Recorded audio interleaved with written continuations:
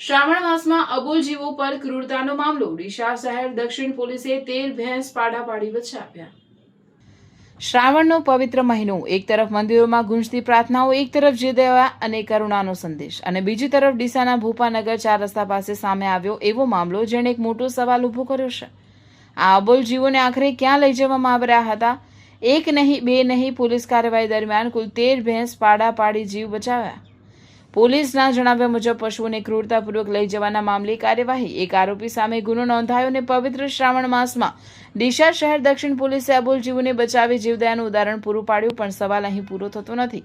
આ પશુઓ ક્યાંથી લાવવામાં આવ્યા, ક્યાં લઈ જવામાં આવી રહ્યા હતા? આની પાછળ માત્ર એક વ્યક્તિ છે કે કોઈ મોટું નેટવર્ક?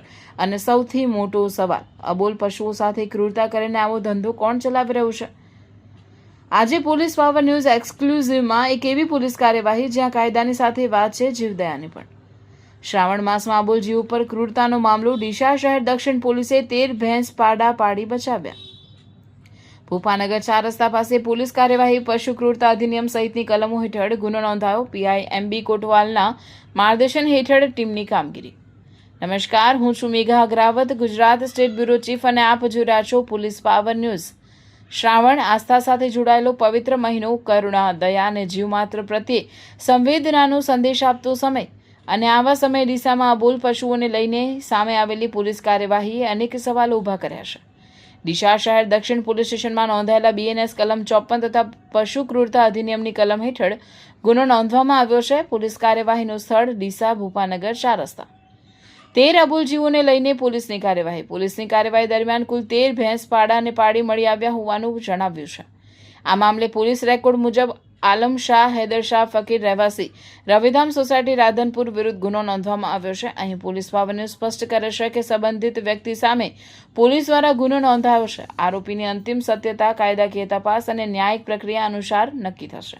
પરંતુ પોલીસ કાર્યવાહીમાંથી એક મહત્વનો મુદ્દો ચોક્કસ સામે આવે છે. 13 અબોલ જીવોને પોલીસ દ્વારા બચાવવામાં આવ્યા. અબોલ છે એટલે તેમની પીડા ઓછી નથી. આ પશુ બોલી શકતા નથી, પોતાની તકલીફ પોલીસને કહી શકતા નથી, પોતાના માટે ન્યાયની માંગ કરી શકતા નથી. પરંતુ અબોલ હોવાનો અર્થ એ નથી કે તેમને પીડા નથી. કાયદાએ પશુઓ પ્રત્યેની ક્રૂરતા સામે પણ જોગવાઈઓ કરી છે. અને એટલા માટે જ્યારે કોઈ પશુને ગેરરીતિ કે ક્રૂરતાપૂર્વક લઈ જવાનો મામલો સામે આવે ત્યારે વાત માત્ર એક પોલીસ કેસની નથી રહેતી. વાત બને છે કાયદાની, સંવેદનાની અને જીવદયાની. શ્રાવણમાં કાર્યવાહીનું વિશેષ મહત્વ.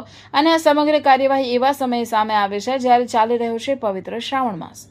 શ્રાવણ આપણને માત્ર પૂજા કરવાનું નથી શીખવતું, તે કરુણા અને જીવ માત્ર પ્રત્યે દયાનો સંદેશ પણ આપે છે. એવામાં અબોલ પશુઓને બચાવતી પોલીસની આ કામગીરી એક અલગ જ સંદેશ આપે છે. વર્દીની ફરજ માત્ર માણસોની સુરક્ષા સુધી સીમિત નથી. કાયદો જ્યાં અબોલ જીવની રક્ષા કરે છે ત્યાં પોલીસની જવાબદારી પણ ઊભી થાય છે. ડીસા શહેર દક્ષિણ પોલીસ મથકના બાહોશ પોલીસ ઇન્સ્પેક્ટર એમબી કોટવાલના માર્ગદર્શન હેઠળ કાર્યવાહી. આ સમગ્ર કામગીરી ડીસા શહેર દક્ષિણ પોલીસ સ્ટેશનના પોલીસ ઇન્સ્પેક્ટર એમબી કોટવાલના માર્ગદર્શન હેઠળ કરવામાં આવી. કાર્યવાહીમાં ASI Kiritsinh Bhupatsinh, police constable Nareshbhai Devjibhai અને પોલીસ કોન્સ્ટેબલ રાધેશ્યામભાઈ ધીરજલાલ દ્વારા કામગીરી કરવામાં આવી. એક તરફ કાયદાકીય કાર્યવાહી અને બીજી તરફ 13 અબોલ જીવોને બચાવવાનો પ્રયાસ. આ કામગીરી પોલીસની સતર્કતાનું ઉદાહરણ બની છે. પોલીસ પાવર ન્યૂઝ કેટલાક સવાલ ચોક્કસ પૂછશે. આ પશુઓ ક્યાંથી આવ્યા હતા? તેમને ક્યાં લઈ જવામાં આવી રહ્યા હતા? શું આ એક છૂટક ઘટના છે કે તેની પાછળ કોઈ વ્યવસ્થિત સાંકળ કાર્યરત છે? જો તપાસમાં કતલ માટે પરિવહનનો મુદ્દો સામે આવે તો પછી પ્રશ્ન વધુ ગંભીર બને છે. અબોલ પશુઓને કતલ સુધી પહોંચાડવાની સાંકળમાં બીજું કોણ કોણ સામેલ છે? પોલીસ તપાસમાં જો અન્ય વ્યક્તિઓની સંડોવણી સામે આવે તો કાયદાનો હાથ ત્યાં સુધી પણ પહોંચવો જોઈએ. કારણ કે માત્ર વાહન કે પશુ પકડવાથી તપાસ પૂરી થતી નથી. આવી પ્રવૃત્તિની પાછળ રહેલી સંપૂર્ણ સાંકળ સુધી પહોંચવું પણ એટલું જરૂરી છે.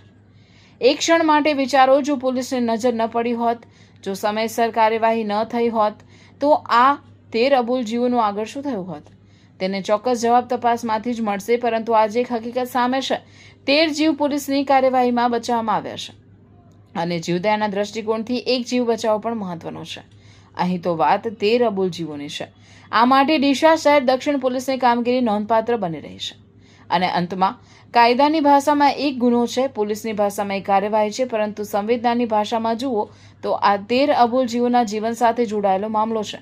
તેઓ પોતાની પીડા કહી શકતા નથી, પોતાના માટે ફરિયાદ લખાવી શકતા નથી, પોતાના બચાવ માટે અવાજ ઊંચો કરી શકતા નથી. એટલે સમાજ અને કાયદા બંનેની જવાબદારી વધુ મોટી બને છે. પવિત્ર શ્રાવણ માસના ડીસાના ભૂપાનગર 4 રસ્તા પાસે થયેલી આ કાર્યવાહી એક સંદેશ આપી જાય છે. જીવદયા માત્ર શબ્દોમાં નહીં, કર્મમાં પણ દેખાવી જોઈએ. પીઆઈએમબી કોટવાલના માર્ગદર્શન હેઠળ ASI Kiritsinh Bhupatsinh, police constable Nareshbhai Devjibhai અને પોલીસ કોન્સ્ટેબલ રાધેશ્યામભાઈ ધીરજલાલની ટીમ દ્વારા કરવામાં આવેલી આ કાર્યવાહી પછી હવે નજર પોલીસ તપાસ પર રહેશે. કારણ કે સવાલ માત્ર એટલો નથી કે 13 પશુ ક્યાંથી મળ્યા.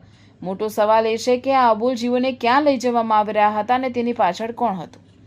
તપાસ સત્ય સુધી પહોંચે. જો કોઈ મોટું નેટવર્ક હોય તો તે સામે આવે અને કાયદાનું ઉલ્લંઘન કરનાર સામે કાયદેસરની કાર્યવાહી થાય.